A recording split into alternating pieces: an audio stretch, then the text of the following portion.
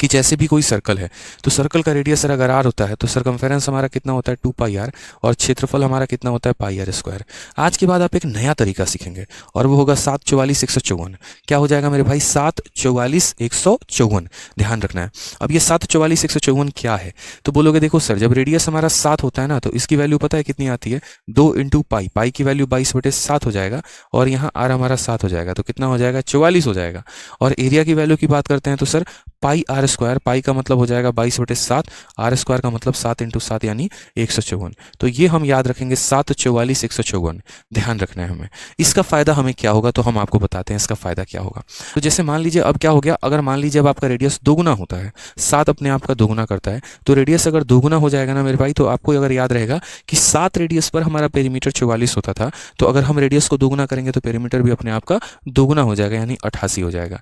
ठीक है, निकालने की जरूरत नहीं पड़ेगी, बच्चा लोग कैलकुलेट करता है, आप लोग हीरो हैं, आपको कैलकुलेट नहीं करना है। रेडियस अपने आप का दोगुना हो गया तो सरकमफेरेंस अपने आप का क्या बना लेगा? दोगुना बना लेगा। और एरिया अपने आप का कितना गुना बना लेगा? तो स्क्वायर, 2 का स्क्वायर यानी 4 गुना बना लेगा मेरे भाई। तो आप बोलोगे सर 154 का 4 गुना कितना हो जाता है? 616 हो जाता है। तो ये हमारा क्या हो जाएगा? एरिया। यानी कहने का मतलब है यहाँ पर कि अगर भुजा अपने आप की दोगुनी हो जाती है तो क्षेत्रफल अपने आप का 4 गुना हो जाता है।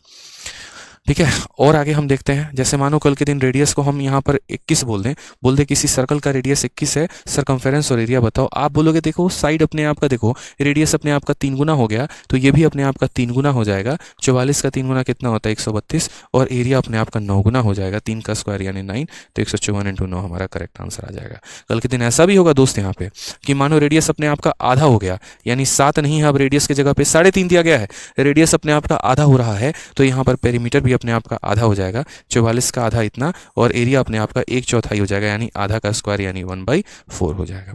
ये जिसको तरीका पता होगा ना वो सवालों को जल्दी जल्दी लपेटेगा, और जिसको नहीं पता होगा हर बार बैठ के क्वेश्चन को बनाते रहेगा, जो कि उसकी गलती होगी।